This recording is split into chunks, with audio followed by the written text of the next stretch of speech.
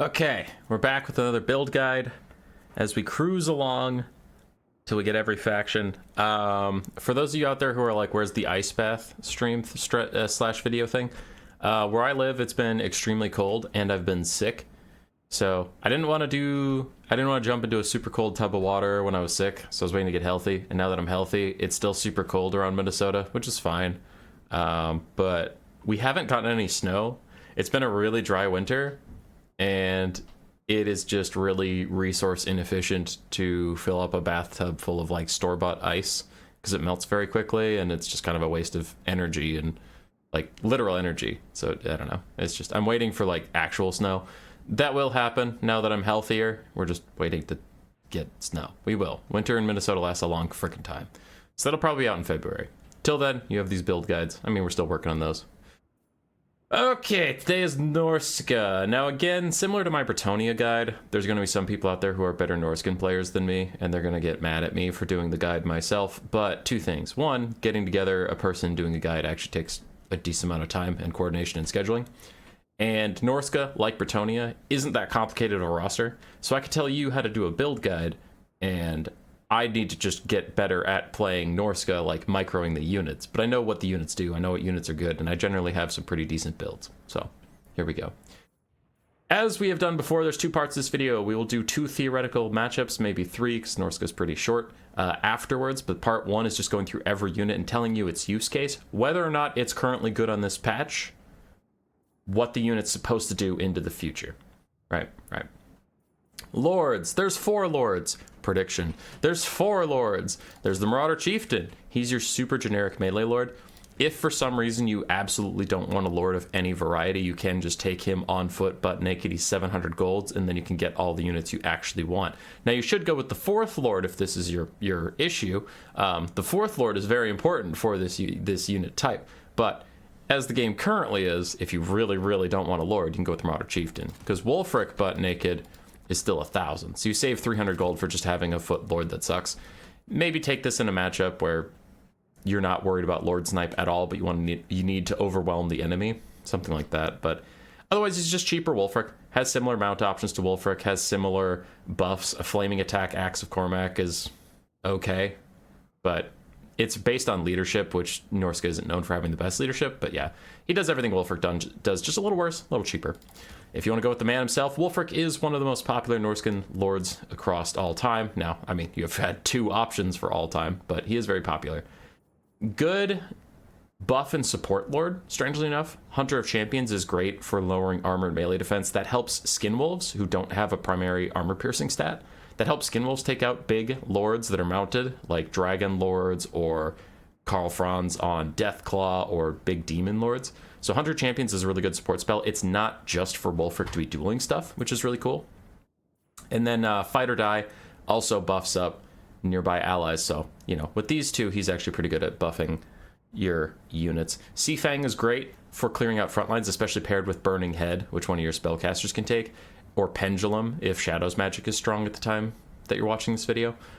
Just having 2 different strong wind spells to clear out tightly packed formations, like any elven formations. Seafang's pretty good against dwarves, empire, any tight formation where they're going to box against you. Seafang plus Pendulum or Burning Head is great at breaking that box open and getting your berserkers or your dogs or your trolls into the enemy lines and disrupting those ranged units. So Wulfric is a good support lord. He's a decent duelist, which is why you do see him a lot, as I'm just saying, he's a good support lord, and he's a good duelist, and he's good this, and he's good that. Yeah, Wulfric's good. He has a very well-rounded kit. Now, something that does have some anti-synergy you need to watch out for is Sword of Torgal only buffs base weapon damage. On foot, he has a lot of base weapon damage. On his Mammoth, he does not. So you never want to take the Sword of Torgal if you're taking him on his Mammoth, because you're only buffing, out of his 500 weapon strength, you're buffing 150 of it. Whereas when he's on his horse mount, excuse me, you're buffing 320, right? So it's way more worth it there. If he's on his chariot or his mammoth, skip it. Excuse me. Wow. Something in my throat as I started talking. So there's Wulfric. His mounts, you'll usually see him on his warhorse so he can get around and pick his fights, or you'll see him on his mammoth if you're worried about him getting sniped, or there's going to be a lot of enemy cavalry or infantry that could block him in place. But if your enemy has a lot of shooting, you usually want to go with the Warhorse because the Mammoth is just too tall. Extra 8,000 HP is nice, but again, if you have so much range, being on that Mammoth makes you a giant target, and it is much more expensive, so the Warhorse is nicer. You don't usually see the Chariot. Throg. Throg is less of a Swiss Army knife than Wulfric, but he has his matchups where he's useful. He also has Fight or Die to buff up nearby allies, and now really nice is the Wintertooth Crown is AoE. It didn't used to be. Wait, yeah, it did. Okay, sorry. It was always AoE, but it didn't add the plus 24 melee defense. So that paired with Fight or Die can actually make him pretty brutal, especially in matchups where your leadership being low is a problem, like Slaanesh or Demons of Chaos. You can just make, like, unbreakable dogs. I've been liking a lot. Like, Norsca Ice Wolves have pretty insane DPS. We'll get to them later. But they have insane DPS. If you give them unbreakable and a bunch of melee attack and just send them at the enemy, they can do a lot of damage. It's kind of this, like, cruise missile type unit. He has a breath attack if you have a lot of time to break a box. His main problem is his price point is quite steep, but he does have regeneration. He has better melee stats than Wulfric without buffs. Like, you know, Wulfric with Hunter of Champions on his Mammoth, yeah, he'll beat Throg, but Throg on foot is a nice little stat stick with regen, so he's better if you're worried about Spirit Leech Kite or something like that. You need a better duelist against large monsters than Wulfric might be, and you need some unbreakable cheese. Throg's your guy. So those are lords. Oh yeah, there's the fourth lord. The generic sorcerer shaman lord that Norsca definitely will get. I don't know when, but they'll get it. You'll take this when you don't want to spend money on a hero that has the same Winds of Magic. So if you want to go with a really wide roster, you take the generic caster lord that every faction besides Norsca has. Even the dwarves got a generic caster lord now. They have the fucking rune lord. They don't even have magic. Norsca has magic, and they don't have a generic fucking caster. Anyway, when they get it, you'll take them nice and cheap with probably death magic, and then you'll have a super wide army. Cool? Cool. Now in the reality we live in, that means you need to take a hero caster. You have two options. You have the Famir and the Shaman Sorcerer. Shaman Sorcerer is cheaper, has access to death and metal, while the Famir has access to shadows. Both have access to fire. The Shaman Sorcerer has some scrolls that I personally think are pretty bad, but depends on the patch in the future if you want to take them or not. You'll usually see him on either his Warhorse mount or on foot to keep him nice and cheap. But three really good lores of magic that have different use cases depending on when you want each lore. The Famir is a little more niche. He has magic attacks, which can be okay at dueling, but his stats aren't that great for dueling. Only 27 melee attack with no bonus for Slarge or infantry is pretty bad. But it does have armor sundering, so he can be nice in certain matchups where you need to do some armor sundering. Again, as we talked about with Wulfric's Hunter of Champions, it can be nice to help buff up skin wolves or your dogs that don't have high armor piercing ratios. So you'll take the Famir if you really need Shadows magic, or if you need that armor sundering for some reason. He can be pretty tanky, with evasion giving him more melee defense. He can have a bunch of missile resistance and arcane conduit, which that's another thing, I guess. The Shaman Sorcerer has incredibly slow Winds of Magic recharge. The Famir Balefiend has arcane conduit, but you are paying a bit of a premium for him. If you strip him down to, let's say, one spell and arcane conduit, he's 800 gold, while the Shaman with the same setup is 375, which is incredibly cheap. Or you can grab a life leeching for like Spirit Leech for 475. But yeah, so you know, a little more expensive does a little more, a little less expensive does what you need him to do. For the melee heroes, we have two. One is recently added, so there hasn't been a lot of time to really figure out the use case for Scylla, Onfengrim, but he is Norsca's only source of rampage. So if you really want to form a blob for some reason, maybe you have a combo with like a Firecaster with piercing bolts of burning, so you send Scylla in there to get everybody to rampage onto him, and then piercing bolts of burning come down. That could be something. Otherwise, he's a decent melee character, high speed, high leadership, gets damage resist and spell resist for each kill he gets, which can take a while to charge up. He has a Mortis engine, but the main problem for him is his 30 melee defense and 50 armor, no healing. He does get poked down pretty effectively by even basic infantry. So Scylla's a little weird in his current iteration. Maybe he'll get buffs in the future or something, but he like kind of wants to be a duelist, kind of wants to be a Mortis engine. He's not really great at either, and he is expensive as shit. If you take everything off him, he's 1300, but if you're taking him, you probably want the rampage, and you probably want the Mortis engine, so there's already 1700. It's a little tough. Skin of Werekin is you see more often. Provides a really nice AoE buff, armor and missile resistance for anybody around him. Can take Foe Seeker if you want Vigor regen, can take Deadly Onslaught if you're going to be charging a lot, but you usually just want to take him at his 1300 price point. Nice AoE buff, has self-regeneration, has Frenzy, decent stats. He's just a Skin Wolf hero, so anti-large, better armor piercing than most. Can be a good little buddy for Wolfric to run around with. Make a hero hammer. He is still a bit rich for his price point, though. 1300 is a lot. But you see him sometimes. Norsca don't have a lot of lords and heroes. On to the meat and potatoes of their roster. The infantry and the missile cav. For their infantry, this really won't take that long because they have a lot of the same unit. We have 3 types of marauders. Basic marauders, your lads. They have rage passive, but usually it takes a long time to charge this up, and marauders are going to die quick, so they won't get full rage.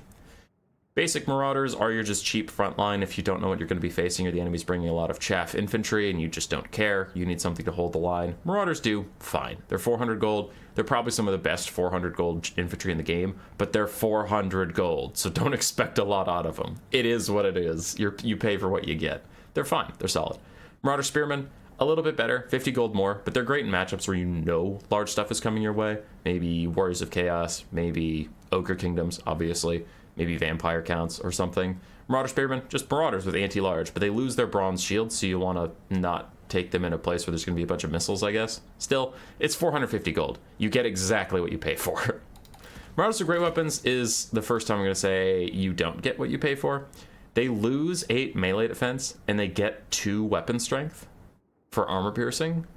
You need to have a specific reason to bring the Marauders Great Weapons. Your opponent has to have a heavily armored front line that also has low melee defense, because you only have 34 melee attack. And these guys are like 500 gold. Now again, it's not that expensive. 500 gold isn't that crazy. But with 15 armor, no shield, 60 leadership, 20 melee defense, Burning Head's going to kill these guys instantly. A good cav charge is going to kill these guys instantly. Light infantry is going to kill these guys very quickly. So you need to know specifically what you're doing with these guys if you're going to get your value out of them. Maybe they're fighting dwarves and you're going to give them more melee attack. Maybe you're fighting Warriors of Chaos, you're going to give them more melee attack. I don't know. You got to have a plan. You can't just take Marauders with Great Weapons. Like, if you have 75 extra gold at the end of your build and you think about upgrading a Marauder to a Great Weapon, I would not bother unless there's a reason you need the Great Weapon, right? It's not an upgrade. You're not spending that money to get a better unit. You're spending that money to get like a specialist unit. So think hard about it. Iceborne Marauders are basic Marauders, but with actually jacked stats, Perfect Vigor, and ITP. They can be nice if you have the extra money. It is unfortunate that they're 200 extra gold, but again, if you have the awkward amount of money for 200 gold, you can upgrade to the Iceborne Marauders. They'll do okay. You usually want to take them in a matchup where Burning Head doesn't exist, because they're still only 15 armor, no spell resistance or anything, so that just, if you have a front line of Marauders and the opponent took Burning Head and they see one of your Marauders is an ROR, they're going to target that one. But if the enemy doesn't have spells to deal with you, Iceborne Marauders are okay. Berserkers and Brutes of the Hound. If you see Berserkers at all, you're always going to see the Brutes of the Hound, so let's get to them. They constantly have Frenzy active because they're unbreakable. Their leadership can't fall low enough to deactivate Frenzy, so they have permanent Frenzy, which is quite nice. They are unbreakable, high stats, high damage, low melee defense and armor, so they're weak to spells, they're weak to chaff infantry, but their high damage generally means they get through the chaff quickly enough they don't take that much damage in return. Brutes of the Hound are good. They're good at getting through a front line, usually a lightly armored front line, but good versus low leadership factions that hate unbreakable units like Skaven, a bit against Greenskins just because they don't rout ever. Good against Slaanesh. The Slaanesh now takes a bunch of Chaos Warriors, but anyway, anybody that wants to lower your leadership and rout you off, the Brutes of the Hound ROR is quite nice, just unbreakable. 1,000 gold is a bit of a steep price point, so maybe they'll get a cost reduction in the future, but they do okay. Good versus like Tomb Kings too. Good undead slaughterers. Regular Berserkers, just cheaper than the Brutes of the Hound, still a decent stat line, decently high leadership for Norsca. Then they have the Berserk passive and Frenzy, so they have lots of melee attack coming their way. They even get some more physical resistance. Physical resistance, and this is more of a Norsca problem in general, physical resistance is on the decline as a stat because more and more magic damage keeps getting added to the game, so more stuff just ignores your physical resistance, and this whole roster relies on physical resistance, so they aren't having their best life on this current patch.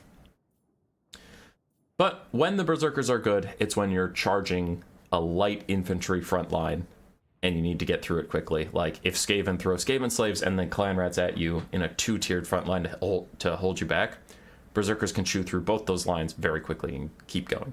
But if your opponent has armor, fuck no, that's not going to work. These guys can be okay against high elves in certain metas because their bonus versus infantry, their frenzy, and their high base melee attack can get through the spearmen. And the spearmen don't have high armor, they just have insanely high melee defense. But yeah, high elves don't tend to box against Norsca anymore. They tend to kite a lot, so that matchup isn't as good as it used to be. Maybe dark elves. Dark elves, similar problem. Lastly, the Marauder champions. Guys got some buffs recently and now have a decent niche. They're good in a lot of the spots. Chaos Warriors are good. They don't have as high of armor as Chaos Warriors, only 80 armor and a bronze shield, but really, really high melee defense, decently high melee attack, and they're the unit that's probably going to get Rage. Rage is stacking leadership, physical resistance, melee attack as you sit in melee, but Marauder champions are actually tanky enough to be in melee long enough to charge it up. So they're pretty solid. They're good against factions that aren't great at killing infantry in melee and need range to kill infantry, because then if the Marauder champions get into melee, it's harder to hit them. So like Tomb Kings before the cats got their buffs, Tomb Kings used to have a hard time clearing out 4 Marauder champions. Vampire Coast might still have a problem with Marauder champions. There's other better things in that matchup, but if you want to take Marauder champions, that could be okay against the Coast. Decent against Empire, honestly. 1 or 2 just in your front line. Just constantly churn through the Empire Spearmen is quite nice. So, yeah, matchups where your opponent doesn't have high melee attack front lines, quite nice. Marauder champions are not good against greenskins, though. Greenskins, once they pop Wa, even like basic Savage Orcs or Savage Orc Biggins or Orc Boys can trade decently well under Marauder champions, so it's not great. Alright, great weapon variant. Similar conversation about the Marauders' great weapons, but it's a little less intense because the Marauder champions with great weapons just have high enough weapon strength that, you know, they're a little more solid. But again, you're losing 13 melee defense and your shields for 100 more gold, so you do need a reason for the Marauder champions' great weapons. They're a little better against dwarves. Blasting charges don't hurt them as much at 80 armor, but still hurts, and their melee attack isn't high enough to really get through those dwarves. So I might want to be careful, but these guys are better against Warriors of Chaos, maybe Khorne, maybe Nurgle, maybe Slaanesh, if Slaanesh is going to spam Chaos Warriors against you. But Marauder champions, great weapons, they're good, they're niche. Just need to take them when you know your opponent's going to take a lot of armor. Maybe Chaos Dwarves. Yeah. That's your front line. In the current meta, you're probably just going to see 5 Marauders and leave it, because infantry aren't currently doing that well as a game win condition for conquest and land battles. I'm going to skip down to Missile Cav because it's most often paired with the infantry. Well, no, okay, I'll stick on the plan, but Missile Cav is your most common missile unit. Increasing in popularity are the foot infantry missile units of Norsca. In Game 2, they barely saw any play. In Game 3, they're starting to see a lot more. The Marauder Hunters are armor-piercing, shield-breaking guys, so they're better against armored infantry, but they're lower range. I know 10 doesn't seem like a lot, but it's from 80 to 90, so that's like a 15% or something. Quick maths. A 15% difference in range. That can be significant. But yeah, Marauder Hunters have high missile strength, armor-piercing. They're relatively cheap. They're decent in melee with 3620 for melee stats. So a lot of good things. The only problem is 15 armor and no shields means they're super weak to other ranged units, and their range is so low, other ranged units often outrange them. But they can do okay against dogs. If dogs are attacking them, they can turn around and usually fight back a little bit. And they're only 550 gold, they're quite cheap. Much more common is the Marauder Hunter Javelins. They sacrifice armor piercing for a significant bonus versus large. 15 bonus versus large is quite a lot. That means if they're shooting at a large unit, they do about 50% more damage. It's pretty intense. Their melee stats are a little worse. Their range is higher. But you see these guys quite often because usually you're going to be throwing at large targets, enemy cavalry, enemy monsters, enemy monsters infantry, so the bonus versus large is worth more than the armor piercing, honestly. And the extra range is nice. So these guys are great. Cheap, chipper, kind of archer units. 12 ammo is nothing to scoff at, so just treat them like archers. Like orc armor boys, kind of. You know how orc armor boys can fight back against dogs and whatever? All the situations you want an orc armor boy, you can take Marauder Hunters with javelins. Even pairing it with Plague of Rust, that's another thing that you see over the Marauder Hunters with the axes, is Plague of Rust exists. So you can just knock out the enemy armor, then the armor piercing isn't a big deal, and you still get your bonus versus large. Very nice. To take out like Dread Saurians, Plague of Rust Overcast plus like 4 Marauder Javelins, super common against Lizardmen. Their Chariots. Oh boy. Regular Chariots, fine. When a Chariot is good, Marauder Chariots are good, right? Maybe it's not the current meta, but Chariots have been getting buffs slowly over time, so these guys might be solid already. They cut through light infantry easily. They get caught up on monsters and cavalry and do quite badly. Norsca doesn't use a lot of Chariots these days, though, because if your opponent is taking light infantry, your infantry is amazing at killing that. Skin wolves, dogs are amazing at killing that, so they just don't need a Chariot to do that job. And that's why you don't see Chariots very often, no matter how good they are. Yeah, so Norsca's kind of already good at what the Marauder Chariot's going to do. The Ice Wolf Chariot is weird, and it definitely needs a rework. So if you're in the future, you might be like, that's super good now. Why are you saying it's bad? The main problem is it doesn't have firewall moving.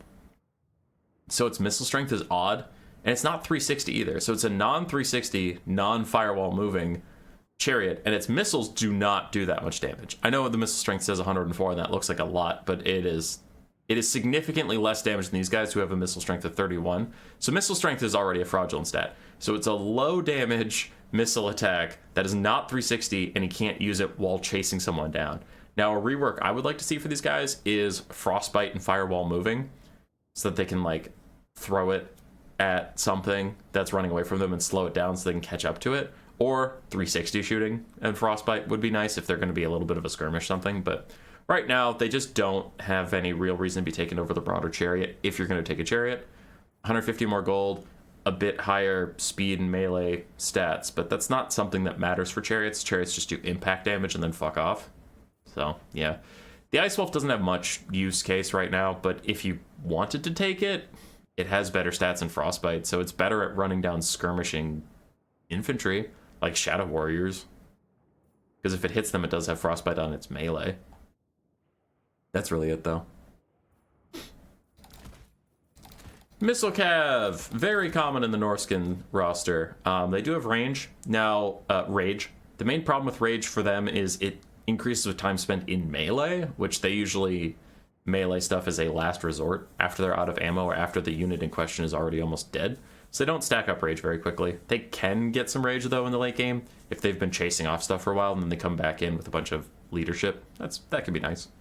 Marauder Horseman, cheap and chipper at 550. Very, very good at throwing missiles at large, low armor targets like demon princes, or most of the demons, honestly. Even like Scarbrand, who has high armor, still can get focus fire down by Marauder Horseman quite nicely. And you pair him with Plague of Rust, which is nice.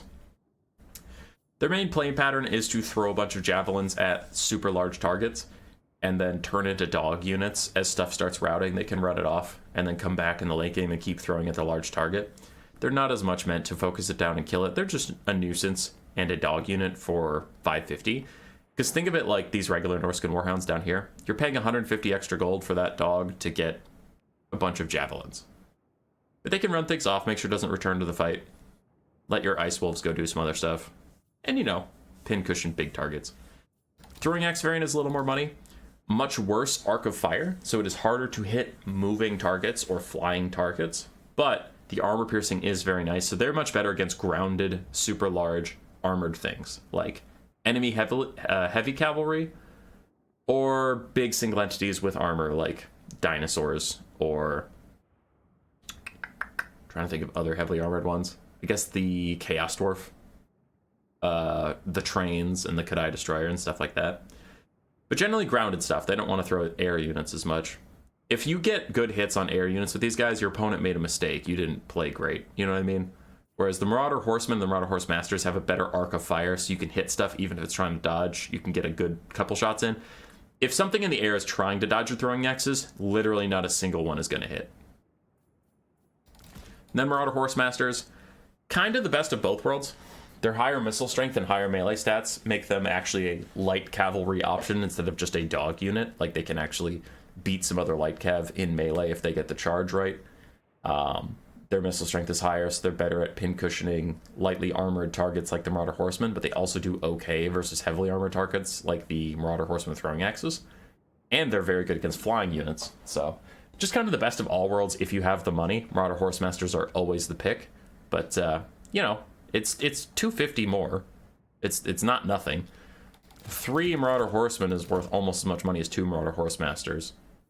So, you know, be careful with your money. But if you have the money, Marauder Horsemasters are a fantastic investment. They're just great. Great skirmish unit, decent melee unit. No problems with them whatsoever. On to the last and the biggest section, the monsters and beasts. Okay, let's pull them all up and then go through them. Norsca looks like it has a lot of monsters. It doesn't, actually. Oh, I can't even get them all. No. All right, real quick. 4 dogs. Regular Norscan Warhounds are pretty bad. They're dogs, but, you know, dogs do dog things. Similar to Vampire Coast Scurvy Dogs or Beastmen, Chaos Warhounds or anything like that. They're really good at taking out archers or light armored targets with not high melee stats. They're really good at chasing things off with their incredible speed. But you do not often see Norscan Warhounds because the other hounds are so much better. They technically exist, but for 50 more gold, you'd rather get the poison. So let's get on to that. Norscan Warhounds with poison do everything the Norscan Warhounds do, but they also provide poison. I know that sounds obvious, but you usually want to take it because Skinwolves don't actually apply poison, and your dogs are insane melee combatants when paired with Skinwolves. So if you can just poison whatever the Skinwolves are fighting and then saturate the area between the larger Skinwolves model, so it's like every cavalry unit is fighting 2 dogs and a Skinwolf at the same time, like models-wise, it really increases your DPS, and it keeps the Skinwolves nice and safe so their regeneration can keep them in the fight. Because taking 15% less damage constantly does allow that regen to keep them alive for a lot longer. So if you see Warhounds, you're going to see the Warhounds with poison on this roster. Also, slows help the Skinwolves keep up with stuff, because Skinwolves have 75 speed, but a lot of cav is faster than them, unless they're getting poisoned by dogs. Beasts of Tashnar are very popular on this roster. They do not have poison, but they do have frenzy and bonus versus large, giving them really high melee attack, especially against light cavalry. They don't have good armor piercing, so heavy cav, it's pretty whatever. But light cavalry, you have 36 melee attack, plus 10, plus 14. So you have 60 melee attack versus light cav. If these guys get a charge on something light, like enemy skirmish cav, or like Glade Riders or Spears or something, they'll do a lot of damage very quickly. And with their insane speed at 95 and Strider, it's super hard to get away from them. So they're great. But you don't want to get them charged, they need to charge something. Also, they're not that great against infantry. They're fine, but these are supposed to be light cav eating specialists. Norscan Ice Wolves are the heroes of the roster. They are insanely good units. They're large size, which actually makes them good at blocking cavalry and taking charges. They still don't want to take a charge, but they take a charge better than Beasts of Tashnar do. Beasts of Tashnar get run over and take a ton of impact damage. Ice Wolves don't take nearly as much. Less models also means they take less damage on impact. Their frostbite and super high speed means nothing in this game can get away from them. Once they lock their jaws onto it, they will stay on it until the ends of time. And a really high weapon strength helps against light cavalry. Again, heavy cav, they're not as good, but that frostbite can help a lot in keeping Skinwolves in range of the heavy cav and doing a lot more damage.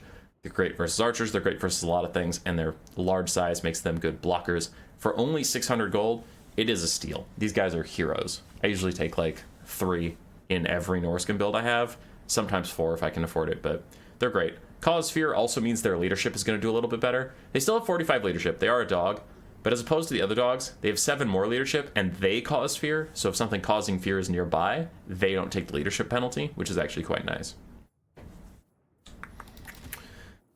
Okay, I'm going to skip the Manticore because I kind of want to do all the single entities at the same time. So let's just regroup this here so that everybody's next to everybody else. That makes sense, right? Yeah. Move the mammoth. Okay. Norscan trolls. Pretty not great. I guess when trolls are good, these guys will be good. But basic troll stuff, low leadership, weak to fire, but they have regen, they cause fear, decent weapon strength so they can saturate a front line and provide some extra armor piercing. The main problem Norse controls is you have better monstrous infantry on this roster for barely more gold, but you can take them if you really want. Their 40 armor and low leadership makes them weak to archers and cavalry, which is not ideal, and they don't have the best infantry clearing to help out Norsca. The armor piercing, I guess, is better versus heavy infantry, which we discussed in the infantry section. Norsca's infantry isn't great at clearing out armored infantry, so it's something, but Norse controls aren't great. You usually just want to spend the extra money on Norscan ice trolls. Higher weapon strength, frostbite, just for 150 more gold is better. You can stop things from getting away from you. Higher leadership as well, higher armor. So for 150, you get a lot more stats that are all just great. You can see here, 20 more armor, 4 more melee attack, frostbite, 20 more weapon strength, 10 more charge bonus. But they do have an extra 25% fire weakness, so you really want to avoid taking Norscan ice trolls into any matchup where the opponent has fire damage, because they have a 45% weakness with regeneration stacking on top of their regular weakness. But without that, they're solid, like against the Warriors of Chaos. Because the Warriors of Chaos don't have the most fire damage in their infantry. So Norscan ice trolls, 2 or 3 in your front line can help break through those heavy infantry at a more efficient cost rate than the regular trolls. Skinwolves, they have been the backbone of this roster forever. Them, the Missile Cav, and then 5 Marauders have made several builds. Skinwolves, great. They have regeneration and frenzy. They cause fear, have strider, and 20% physical resistance. Though there's more magic damage in the game all the time, so far it's still helping them out against a lot of mortal factions. Really high, really high bonus for large, 30. That increases their weapon strength to 90 and increases their melee attack to 62 versus cavalry, which is insane. And then frenzy, they would have 72 melee attack versus calves. These guys aren't missing at all if your target's large. Paired with Wulfric and his Hunter of Champions, they can take down large lords or heroes very easily as well. Paired with Plague of Rust from the Shamans, they can take down heavy cav or heavy monsters. Paired with Norscan Ice Wolves or the Poison Dogs, they can keep up with anything, and those things get debuffed so they can win the fights. Regen and 60 leadership is a lot. Like, there's nothing not to like about the Skinwolves. At 950 cost point, they're just fantastic. They're incredible units.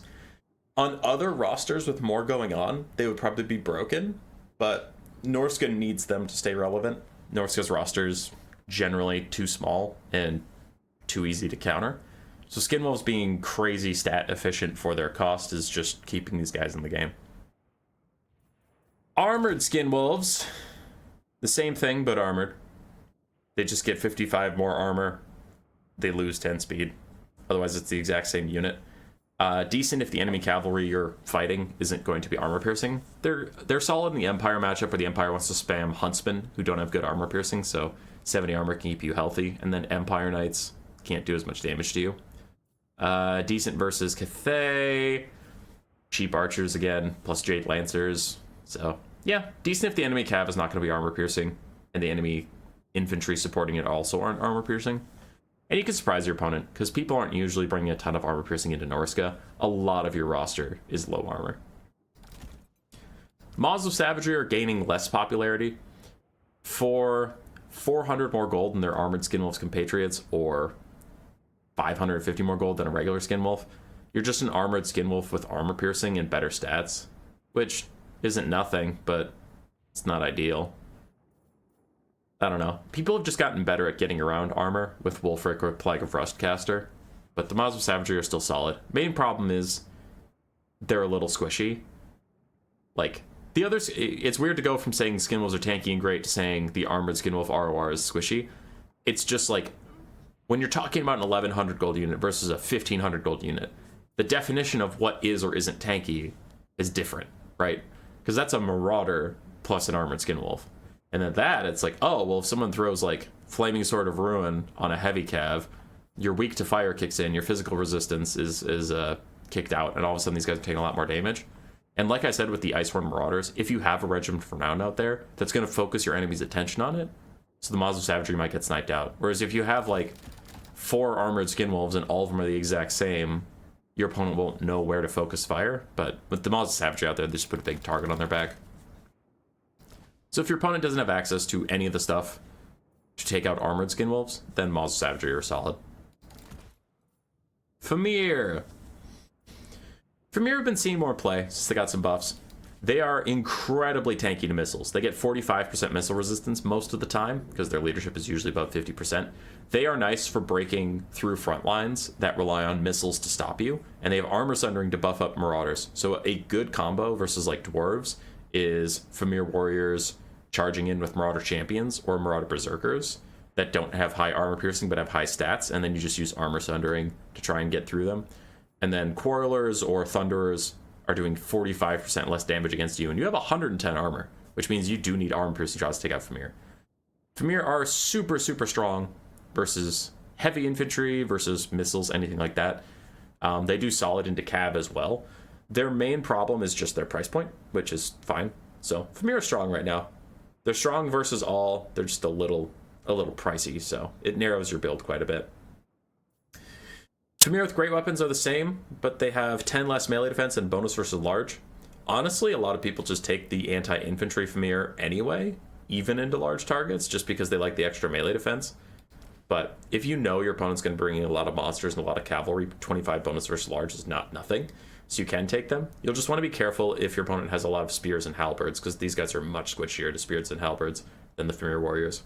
Famirs with great weapons are better against cavalry or other monsters infantry, instead of just grinding through a front line like the regular Famir. The Mist Stalkers are regular Famir, but they have Terror, which is quite nice, and then just higher stats. 52 melee defense on monstrous infantry is kind of nuts, so it's very hard to take out the Famir ROR.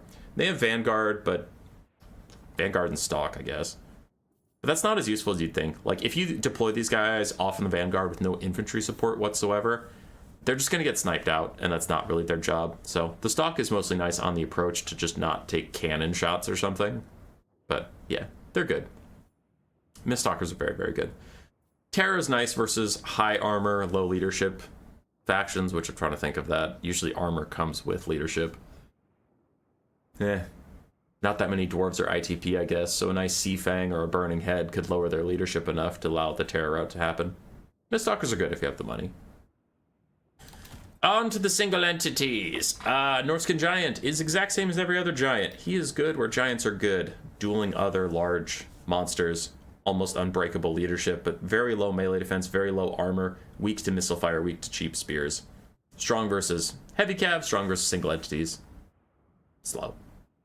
He's good. He's good where you know your opponent's going to try and like monster mash you or blob. Pharaoh Manticore has seen better days. In Warhammer 2, this was the meta. Now it's just a cheap source of terror with high non-armor piercing weapon strength, but Rampage will often get it killed off. So you take the Manticore if you just need a cheap flying source of terror to disrupt enemy formations like Skaven or Greenskins or something. You don't do it if you want to duel monsters much. You don't do it if you need to kill things. But good disruption, cheap-ish price point. Manticores are okay. Chaos Frost Dragons. The Cold Voider is just a Chaos Frost Dragon with Frenzy and Guardian. Oh, I thought he had Guardian. Did he lose it? Okay, guess he lost it. He's immune to contact effects now. Weird. Okay, so he's immune to contact effects. He can't be poisoned or slowed or any of that stuff. Higher stats. That's about it for the Cold Voider. 300 increase. If you're grabbing Chaos Frost Dragons, you usually want the Cold Voider for the higher stats for 300 gold. But if you're running out of money, you can just take the regular one. Regular one, Frostbite. Anything it hits will have a hard time getting away from it. Plus the Chilling Aura means minus 60% speed for anything you hit. That's pretty darn strong. Magic attacks, as we mentioned, are getting increasingly popular, so this is good versus demon units. High weapon strength and mostly armor piercing makes it a decent duelist. Now, the only problem with the Chaos Frost Dragon is not a crazy high HP pool, considering how big it is, and no source of healing on this roster whatsoever for it. It's a little squishy for a dragon, but its breath attacks are nice for box breaking, for deciding cavalry fights, things like that. And then it can be a good gooning monster with good frostbite. It helps you chase down stuff with skinwolves and whatever. Chaos Frost Dragons are solid where Fried Dragons are solid. Take them versus boxes. Take them versus dwarves. Though, dwarves are good at shooting the dragon down, so maybe be careful about it. But really good dragon micro can win you a lot of games, so no complaints. Mammoths! Feral Mammoth is terrible. Feral Mammoth is very squishy with 50 armor, not a lot of missile resistance. It does have 13,000 HP, but that goes away very quickly when you start getting shot by light archers. Low melee defense and its rampage will often get it killed. And for 1450, this isn't kind of a fire and forget type of monster. You do need to protect it. So Feral Mammoths are just kind of terrible. And maybe there'll be a bunch of patches in the future that make this thing good, but I highly doubt it. It would have to be, honestly, like 1,100 gold to consider taking this thing. And I don't see them taking 350 off the top. So I'm going to skip it because all the nice things I have to say about it apply to the other mammoths as well. War Mammoth is much more takeable than the Feral Mammoth because it does not rampage, so you can focus it. With 80 armor, higher HP, it is less weak to missiles. Still weak because the thing is so gigantic, every missile is going to hit it, but at least it has some defenses against that. And then if it takes a little bit of damage, it doesn't instantly rampage into spears and stand there for like 50 years while it's getting shot. You can keep focusing it. You can charge it through the infantry like it's supposed to. Does do a lot of damage to infantry. Not as much on the charge. It has collision attacks now, but still, it's mostly going to sit and grind through infantry. But it's insane mass and like huge body. If you're getting shot, you can just walk through the spears and go over to the archers and stop them from shooting you. Right? The Feral Mammoth, it'll rampage and get shot. So War Mammoth is just a Feral Mammoth but better. He has these weird little jab throwers on his back that I haven't noticed doing too much damage, but they're around. They have a ton of ammo. They'll never run out. So just kind of a weird little missile platform, but you mostly use it as an infantry clearing terror monster. The War Shrine is more popular. He loses the little javelins or whatever, but who cares because he gets these, which are awesome. Giver of Glory gives physical resistance and vigor to everybody around the longer, well, the more people die near him, which a lot of people die near him quickly. Each nearby entity death. Yeah, so it's even his own allies. So he's usually going to start giving 20% physical resistance, and here's the big one. 10 more leadership to everybody around you. Skin wolves and dogs in the late game are going to be tired and cowardly. If they can get next to this guy on the charge leadership will get him close to this guy, and then his 10 leadership aura will be quite nice, and he even has encourage. So he gives out like 14 leadership aura. The War Shrine Mammoth is amazing. It's not like OP, super crazy strong, because it does a lot, but it does a lot for 1,900 gold, so you pay a lot to get a lot.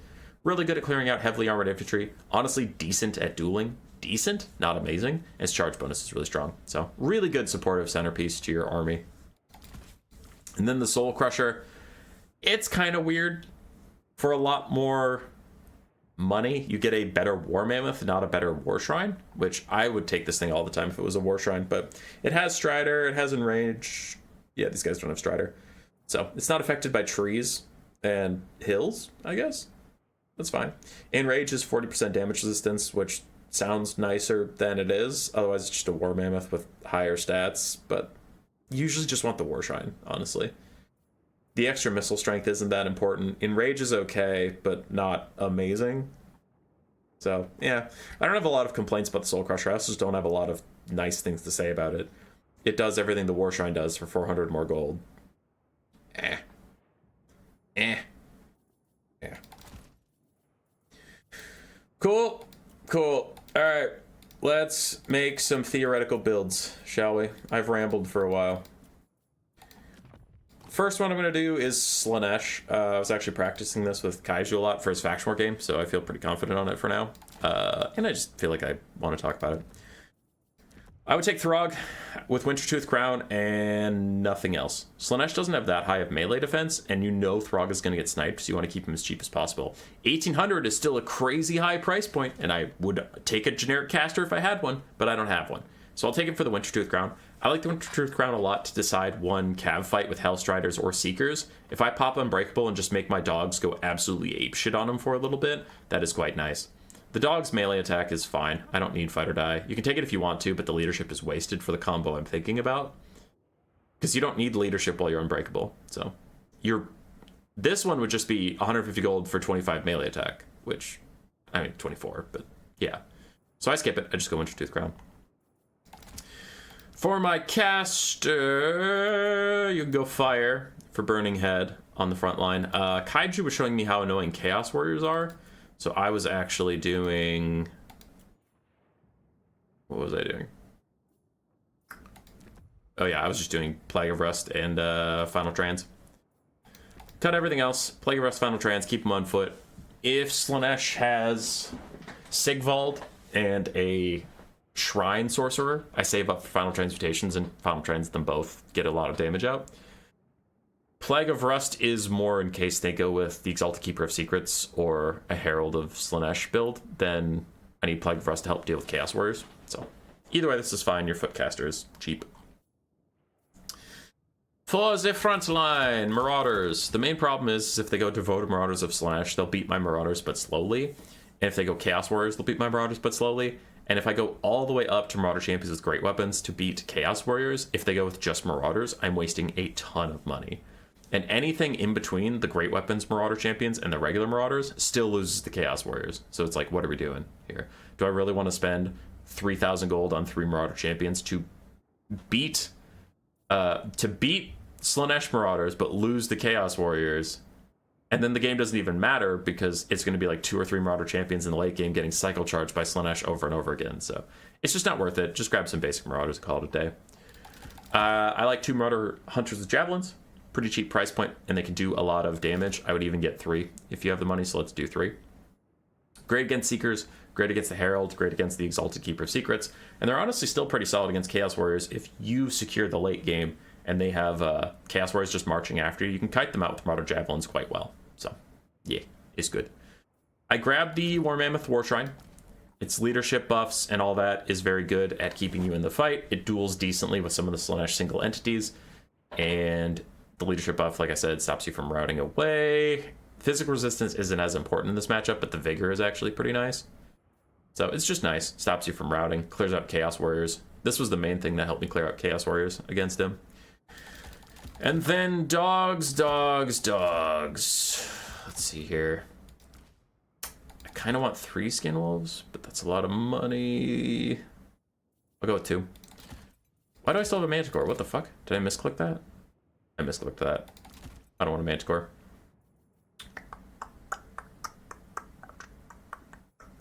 It would be nice to get a 3rd Skin Wolf, but I can't afford it.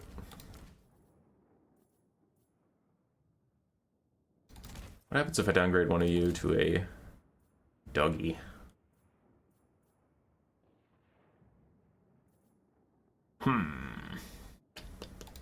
I think that's why I cut one of the Javelins before.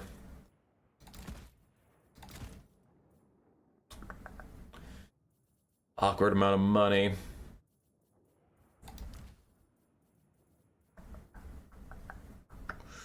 What if I do just Final Trans?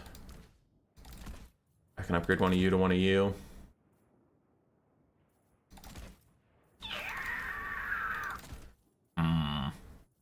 That's an awkward amount of money, my friends. Okay, here's what we're gonna do. Downgrade one of the Ice Wolves for Poison one. Still have 2 Skin Wolves. Give you Plague of Rust back. And then we'll get an Ice Horn Marauder. Maybe. Or grab this cut. Oh, this sucks. This sucks! Okay. I just have an awkward amount of money. And shit blows. I can upgrade you to an Armored Skin Wolf, I guess. Yeah, whatever. That'll do for now. But you can spend that last awkward amount of gold however you want. The main point is 4 dogs is pretty good at countering Seekers. What you want to do is let your Skin Wolves take the charge. I know, it sucks. But let your Skin Wolves take the charge from the Seekers. Their armor piercing is kind of wasted on these guys. And their large bodies mean they won't take too much impact damage. The Armored Skin Wolf is going to take a lot of damage from Seekers, but you don't have to spend that money in the Armored Skin Wolf. I just did to finish this build. So let these Skin Wolves take the charge from Seekers and then countercharge with the dogs. Dogs do a lot of damage to Seekers, especially if they're buffed up with Flaming Sword of Ruin. If you wanted to get a Firecaster instead of Metal, that would be acceptable. So they're pretty good anti-Seeker tech. I like to 2v1 the Seekers with dogs especially. But if your dogs take the charge from the Seekers, they should take a lot of impact damage, and that's not great. So don't let that happen. War Shrine Mammoth will hold down the front line, and then in the late game you can rally your Skin Wolves and dogs around it and hold. I would commit Throg to one of the flanks, but you have 3 Marauder Hunters Javelins. Slaanesh is usually going to have to come to you in that case. They won't outrange you. So when I say commit Throg to a flank, it's a defensive flank. It's not an offensive flank. Your dogs and Throg shouldn't be off in the middle of bumfuck nowhere fighting like Hellstriders, because Slaanesh is going to rotate, surround you, and kill you. But with your front line holding, and especially with a mammoth helping it out, you'll have like 2 dogs on each flank and a skin wolf on each flank. Put Throg on one of the flanks, and when Slaanesh charges in, pop the Wintertooth Crown and just fight it out. Maybe on the other flank have the Shaman Sorcerer of Metal and Final Transmutation, a big blob, or the enemy lord. But again, if they don't have Sigvald, you might just want to save for Plague of Rust. So if Throg is on one flank, you could have your Javelin throwers chucking at the other flank. Deal with the flanks first. Your front line is going to lose, but it's going to lose slowly, unless they take Demonettes. But if they take Demonettes, they're trolling. You're going to win anyway. Your Mammoth can clear them out pretty well. Honestly, if they take Demonettes, your Javelins can clear them out pretty well, so I guess do that. But it's incredibly unlikely they take Demonettes versus Norsca. That's just a waste. So, unless they have Demonettes, your front line will lose super slowly. You can clear out both of the flanks, and then, as we mentioned, the Javelins and the dogs and stuff can just start to kite back and kite out the slow infantry of Slaanesh, and you'll win that way. And if the enemy doesn't want to engage on the flanks, if they just want to let their front line win slowly, just use your Javelins on the front line. Like, just get the free damage out while you can. Maybe throw Throg in there and get some free damage. But only do it if it's free. If the enemy is sitting nearby, clearly trying to bait you into getting Rampage, then fuck that, right? Don't walk into the front line. But Mammoth can kill a lot of armored infantry, so, don't underestimate it. This build can be good. Let's grab another random faction this time. Ooh, Khorne. Khorne. I mean, I guess they're going to rush you. But we want to play it a little different than Slaanesh. Khorne isn't as devastating in the mobility department, and they don't have as much rampage as Slaanesh. So you probably want 6 skirmish cav. I'm going to go with some of the Marauder Horsemen, just because Khorne might try and full mobility you. And then you can sacrifice more Marauder Horsemen than Horse Masters. We'll do Wulfric this time. On his horse. I'll take Seafang. Hunter of Champions. He can duel, if it's Valkia with Hunter of Champions and a good charge, he can duel her pretty well. If it's Scarbrand, he can just use Hunter of Champions to lower his armor and speed and make him easier for the skirmish cav to hit. Seafang's good at clearing out, Marauders, Chaos Warriors, all that shit. So you want to stay fast and frisky, huh?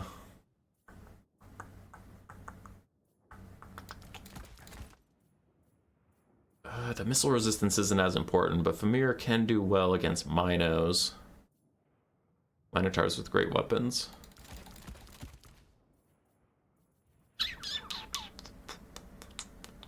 .45 speed is not that fast, so the Famir won't be able to run very far. Oh boy, do I even take Marauders? That's the real question. Do I even bother opting into the Khorne realms?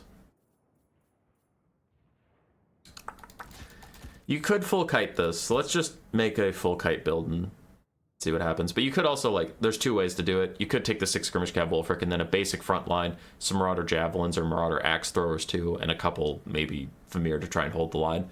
But that's similar to the Slaanesh build, so let's just do, full kite. Full kite this shit. I need a caster, and Skin with Werekin can be okay. Ruinous Flesh for the armor, because Flesh Hounds or Chaos Warhounds don't actually do that much armor piercing. For this guy, let's just go with Plague of Rust and Searing Doom. Yeah.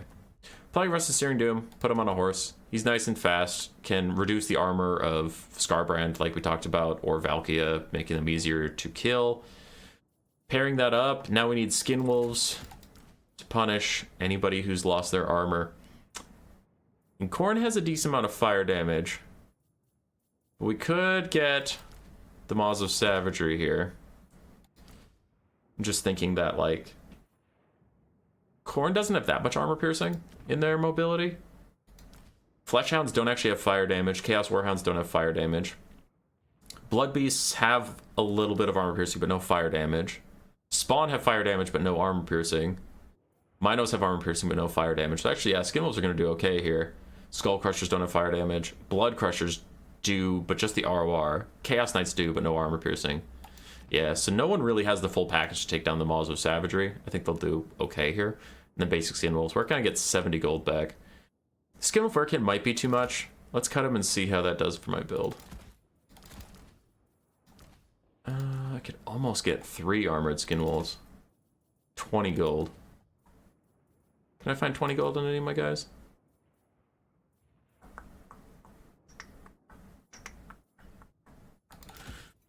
Now we can downgrade a dog to a poison dog. Don't know if any of the Maws of Savagery. Could just get a regular armored skin wolf instead of the Maws.